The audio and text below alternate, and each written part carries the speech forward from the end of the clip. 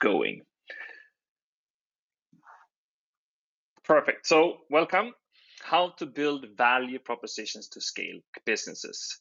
Very hopefully you're going to love this talk and learn a lot. Just to repeat, if you have any questions at all, make sure to use the questions section in the GoToWebinar tool. So you can just type in your question, put it in there. There's also chat, and I think that you can use that as well to send messages and things like that. And I will try to stare at it all the time as we are moving forward. Perfect. Okay, let's get going. So just a quick introduction to who this guy is that's sitting here and gonna tell you all these stories. So my name is Daniel Nilsson. I worked in startups for a very long time. And my first startup was a discount card. After that, I created Sweden's biggest student magazine, and I sold it to Metro, one of the world's biggest newspapers at that time. Now newspapers are not that active anymore. I joined an IT security startup and built that up and made it global, 850 customers all over the world. I joined a health care startup, kind of big company. We got it up to the stock market, and then I joined another company and we grew it up, and now I started my own company. So that's super nice. And what is interesting, as you are working with all these things and we're growing these companies, you kind of see that there is a pattern, a way where we can actually repeat the same thing over again to ensure that we are successful. And that is the part of growth. And in this specific case, we're going to just talk about the value propositions. If you want to talk to me, of course, I'm on LinkedIn, Daniel Nilsson Sweden, or you have me on Facebook, you have me on Twitter, and my personal webpage, daniel-1.com. We will make sure that this presentation is sent to you afterwards, so all the links and everything could be fixed there. Okay, so let's get started. So one thing I would like to ask you, and you could just send back the questions, or you could write in the chat or whatever you like. But, okay, how many of you here attending today have actually got proper customer training? Just think about your last 3 jobs or your projects or anything, where somebody have given you an education about the customer, the person that pays the salary of everybody in the company, the person that is engaged into your product and services. How many minutes, how many hours of training have you actually received? That's a very big question. And I would say, like in many of these talks that I've done, few people have actually received any training about the customer. You will arrive at some job, you will probably, if you're in sales, you will get your sales training. Here's the CRM, here's where you do your reporting. This is how this works. Nothing about the customer. You arrive as an engineer and you're going to work and develop something. You will learn about all the software. You're going to do about Jira and the check-ins and all this stuff. But still, there is not a single minute actually spent on training you on how you're going to ensure and for you to understand who the customer is. It's very interesting and a big problem. So when we are creating value propositions, when we are looking at customers, we're trying to build very successful companies. The first thing, the absolute first thing that you have to do, and what I do with all my clients in all projects, in everything we do, is to ensure that we know a lot about the customer. And there's 2 different ways. I mean, I'm sure many of you are here maybe have joined, have done like different type of marketing, or you understand this, but many of you maybe done buyers personas. So buyer personas, what is that? Well, a buyer persona is some kind of fictional person. Many times we maybe have several different type of persons, and we kind of try to understand this person. We're trying to create a picture. It's like a woman, she's living on the countryside, she have 2 kids, she has a husband, but he also was actually divorced once, and then she got a new guy, and that, like, you create all these stories about these people and their personalities and their problems in their life. And we try to use that as a way to understand how we're going to write to this person, how we're going to create a product for this person, our services, and all these things. It's a traditional way to do it in marketing teams. There's another way to also do it. It's called a customer profile. So a customer profile don't care so much about the age and, having 2 kids and all this stuff. the customer profile cares about 3 core things. What job are you trying to get done? What pains is there? And what gains are you looking for? So what job are you trying to get done? What pains are there and what gains is there? Okay. The end goal in the customer profile is to create a perfect fit between what the customer is looking for and the offering the company is having. Okay, and I will show you the details to this. Okay, so we're going to talk about milkshakes. So there's this professor, unfortunately, have passed away. He is the #1 in the world when it comes to innovation, Clayton M. Christensen. Okay, and this story is a kind of like a re-talk from what he when he tells his story. But what happened is that McDonald's, which you can see here, they wanted to improve their milkshakes, so they did the right thing. They looked at all the marketing and they're like, okay, we need to make our product amazing. So they brought in all these people to come in, and they made like 1,000 versions of milkshakes. Everybody were testing, they were evaluating, they were discussing, they were writing down all the things, and they created the absolutely best milkshake they could produce. Okay, an amazing milkshake. They released it all over, and the sales increased 0%. Okay, so they did the right thing, they did an amazing product, they did all this stuff, but the sales increased 0%. And they're like in shock, like, how is this being happening? We spent so much money, we do it all the time, we did all the testing, we did everything according to the books, and still our sales didn't increase.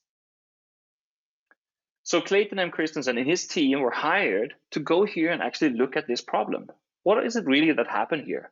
So what they would do, they would go to a McDonald's restaurant in US, they will sit outside, and they would look at all the people going inside, see what they bought, and then like what clothes did they wear, what did they do, how did they arrive, how did they leave, how long did they stay, all these things. And they made a very interesting discovery. They learned that 50% of all milkshakes is actually sold before 8 a.m. in the morning. And of course, they are perplexed. They're like sitting there like, this is insane. There's so many milkshakes are sold this early in the morning. Why is this? So the next day, they will approach all these people and they will ask them, excuse me, dear customer here, like, we have a question for you. What job did you hire this milkshake to do? And the customer will, of course, be confused and like, well, don't understand what they're talking about. So they will ask other questions to try to understand. So what job are they trying to hire this milkshake to do? Well, it turns out that all these customers had one thing in common. They all have a long drive to work. And when you have a long drive to work, you can maybe get a little bit hungry on the way. It could be hours in the car. And they hired several other products to do the job at hand. They hired, well, in US, so donuts. But it turned out donuts are not a good thing to eat in a car. It crumbles all over. Some like jam on it, and well, suddenly you have that on the pans. Maybe the phone calls, and you will have you're trying to do all this stuff. I mean, that is not a good situation. It turns out that some people have hired a Snickers. So Snickers is nice package, sweet and all that stuff. But a lot of people feel really guilty about eating a Snickers 8 a.m. in the morning. It didn't feel good, and some people kind of said like, well, when my partner found out, they were like annoyed that I'm eating Snickers in the morning. So it was not a good idea. Some people hired a banana, but the problem with banana, you eat it and it's like gone in 5 seconds. You're kind of like a little bit hungry afterwards, and yeah, didn't work. But milkshake is amazing. It is such a fantastic product. You buy it, I mean, it's not too sweet, and it's a nice cup that you can put in your cup holder. It's actually super nice company. You have it there, you can hold it. It's like really nice. It feels good. And when you suck on that straw, and it's so small, and you're trying to get that milkshake, it takes you 30 minutes to drink it up. And you actually feel kind of nice after having been drinking the milkshake. So the milkshake is doing a really good job at being company on that long drive, on delivering the perfect feeling and all these things. So the job was not to make somebody feel full. The job is actually many things here on the way. And there were different gains that this person was looking for. And there were different pains and annoying things with alternative products. And very important to understand with this story is that the competitors was not other milkshakes. The competitor are alternatives to solve the same problem, to get the same job done. Now, this is of course a simple story and like it looks in a good way, but actually you can use this for advanced, super advanced B2B products. You can use it for consumer products. You can use this in any way. And it's called the Value Proposition Canvas and is designed by a company. Well, first it's originating from Clayton and Christensen, but Strategyzer, a German company, have created a beautiful tool for how to do this. And you can see it in front of you. They offer all the questions. You can download it and it's free. You just go to strategyzer.com and it's going to be there. And you can use this tool. Now I'm going to explain to you and show you real life examples on how I used it. Just so you can better understand how I deepen my understanding about a customer, how I train myself, and then create super successful launches of new products and make them sold anywhere. So let's talk about how to create these customer profiles and how you can work on them. So when they create this tool, you have the right side and you have the left side. The right side is there so you can better describe the customer without thinking about your product or your service. It is all about the customer's job to be done and their pains and their gains, what they're looking for. And then on the other side, we have what product or service that you're offering to solve these things.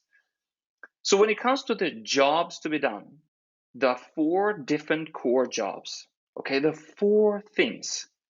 The first thing is functional. Functional could be that I'm trying to drive from A to B. Okay, a simple job. It could be an emotional job. It is how I feel as a person. I buy this product, I get this thing, I get this service because it makes me feel in a certain way. And you have social jobs. Social jobs is how somebody else sees me.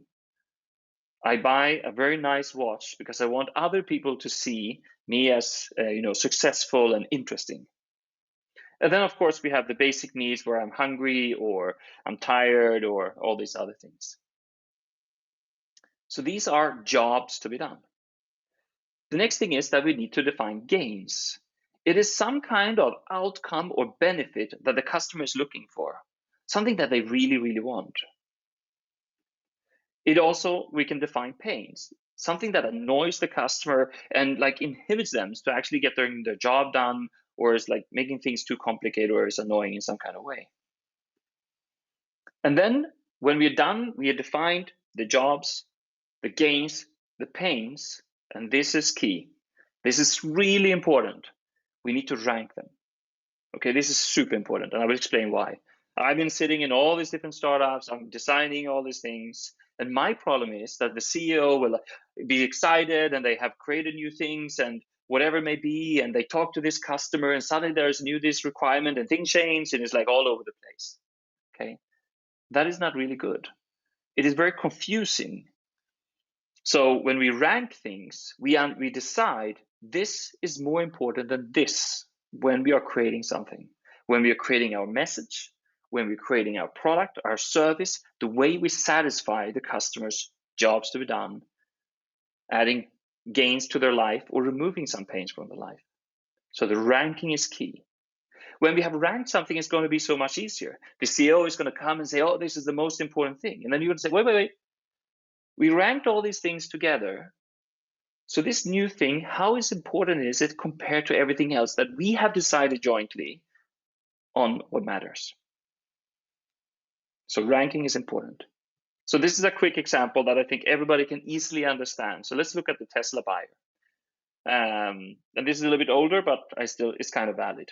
Okay, so what Tesla designs their value proposition. Who are the customer? Well, it is an upper middle class male. And it's somebody in America that is making about $100,000 per year. And what jobs do this person have when they are trying to buy a car? Well, they need to commute to work, personal mobility, little road trips here and there, occasional long distance trips to, grandma over there or mom or whoever is living away. You want to be different than others. You kind of come up a little bit in life. You work really hard. Finally you're making some good money, but every house looks the same. Everything is the same. You just want to be a little bit different, a little bit, interesting. You want it to be in sync with your personal values, and you want to convey this image of success. Now, let's add the pains a person have in their life and buying an electric car. Well, first of all, is that car safe? How many charging stations are there? Do I have to change that battery very often? Is it going to die? Do I have to buy it before it drains out? I read this article. The air conditioner is draining the battery. There's so many different things I'm worried about, or pains that I think there are when I'm buying an electric car. But then we also need to look at the gains I want in my life when I'm buying a car in general. I'm finally making some money, but I have kids, but I'm still dreaming of that sports car. So I would love to have a car that is like a sports car. The design is very important for me, the brand, but I still have a family, so I really need to have proper seating, at least 4 seats. Safety is important for me because if I'm driving the kids to daycare and all this stuff. And the range have to be at least 250, 350 kilometers. These are the gains that I'm looking for. So all these things in a big, lovely mess. But now I rank it. So I now need to sit down and decide what gains are most important for my customers, what pains are really painful for my customer, and what jobs are actually the most important jobs. And it's really interesting. The most important job in the customer's mind, buying a Tesla, is not actually personal mobility. It is to convey an image of success. I am successful, therefore I'm driving a Tesla. Then you have mobility, commute to work, be different from others, but the success image is the most important. When it comes to the gains I'm looking for, the range is important, but after that, it is a sports car, it's design, brand recognition is cool. But what I'm really afraid of is the frequent charging. So now it's ranked. If there comes some new idea about something that should be added here, no problem. But it will be compared to everything else we have decided is the core value proposition that is needed to attract a Tesla buyer. So what does this mean for the value proposition itself? What offering do we need to create to satisfy the right side? So remember, the right side is what the customer wants. The left side will be what we have, what we can offer. So on the left side, what did that Tesla do? Well, first of all, sports car performance, like 0 to 100 in 4.4 seconds. Amazing speed. Really cool design, a giant screen in the middle of the car. Nobody has seen this before, like a TV in the car. I mean, that's just insane. Super good ratings when it comes to safety, so it feels safe for my family. I was expecting a range of 250 kilometers. They go out and offer 350 to 450 kilometers in a charge. And they do super fast charging. And you know what? This is a family car. It's 5 plus 2 seats. Amazing connection to the value proposition and what the customer actually wanted. Really, really important. So now that was the simple example of how it could look like. Let me now show you a more complex example. Maybe you're sitting and selling really complicated services. You're maybe doing B2B. How does this work then if you're going to create all this stuff? And this example is from Upland. So Upland is offering a B2B2B2C service. So what they do, they go and attract a partner. That partner goes and try to sell to a telco, a telecom company provider like Deutsche Telekom or Telenor or Tele2 or any of these. And then Tele2 or Deutsche Telekom will go and offer this service to the consumer. Really advanced, through a partner also. So I designed the system, I got this new product, I needed to make this super attractive on the market. So I used the value proposition designer to better understand how can I sell this? What do I need to do? So let's have a look. Okay, the first thing I did is to ask myself, okay, I'm the head of the content in the telco. What jobs do I have? What do I really need to get done? And it turns out if I'm sitting in the telco, I'm responsible for the media department or vast departments or value service or whatever it may be. This is the list ranked in order. My number one job, the thing that my boss will come and ask me, okay, so what new revenue and what revenue are generating for me today? That's the number one job. That's what they care about most. That's how they measure. That's how they get their salary. That is how they get a promotion. But after that, they have additional jobs. They have to go and find new services all the time. That is a great fit to the customer base and the strategy. They have to present this internally. They have to make sure there's no issues with the service, because just because somebody says it's good doesn't mean it is good. I have to pitch it. I have to do all these different things. But different jobs to be done that I can understand the order of, and I can understand what is most important for them. Revenue is most important to them. After that, I also look at what gains they have. Okay, what do they want? Well, work for them is very important as individuals. So they're always looking for successful projects. That's very important. And successful for them means high quality, high quality service that works, they can sell everywhere. Everybody will look at it and say like, oh, this is an amazing service. And they need really good content. And also they have different pains. I hate these contract negotiations. I mean, strong word, but it's really take time. It's like annoying and all this stuff, and the project can fail and all these things. So many annoying pains. I also, when I create these type of customer profiles, I ask myself, what kind of purchase process does this customer have?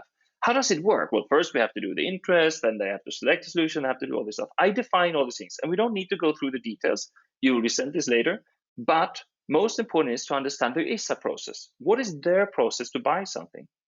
I also create the buyer persona. So some of you have seen this before. This woman here is a real person that is actually buying this type of services, living in the Philippines, and I understand her background, her demographics, identifiers, her goals, what she's challenging, and what is common objections that she may come to me. So already now you can see a lot of different things that I know about this person, what is important for them. I also actually define how should we as a company act to be able to connect with this person when I know all these facts. Well, everything we say is true and ethical. We have to build trust. We're not going to sell anything. We're just going to facilitate the buyer process. I defined exactly how we should act to be able to be successful. I also decide what tools do we need to be able to be successful and sell this as much as possible. We need a presentation. We have to be very prepared. We need to demo. We need to do all this stuff. And I make sure all these tools are created. The end result is this. When we create a customer profile, I simply define exactly what they want to hear and what they want. They want a high revenue service, and they want to launch it to consumers. It should create stickiness. It should generate revenue.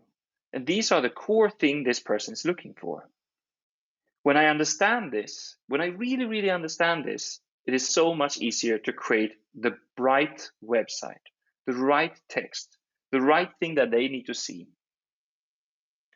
And this may not look super beautiful and super cool, but let me tell you the result. By doing these profiles, this company had only me plus one woman extra that were selling.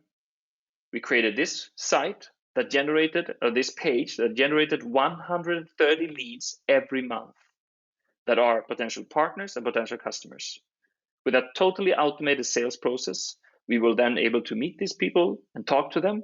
And these partners then went out and sold to telcos, and we recruited 100 of the world's biggest mobile network operators, including Deutsche Telekom,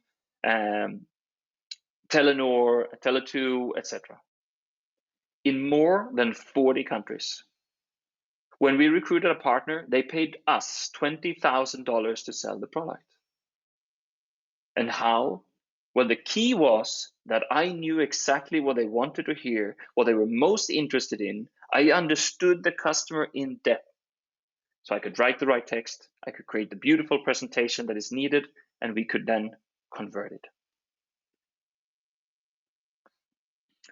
So super important. You can all go to strategyzer.com. You can go there, you can download the tools, but very important. It is about ranking and understanding that this job is more important than this job. This gain is more important than this gain, and this pain is more important than this pain. So you understand how you're going to tweak your message and make it work. So You have product focus and you have customer focus. When it comes to how we do things, it's important to actually have both. Okay, we need to understand the customer so we can make sure that the product is a good fit. If we know what the customer thinks is super important, it will be easy for you to create the perfect story and the perfect sales. Also,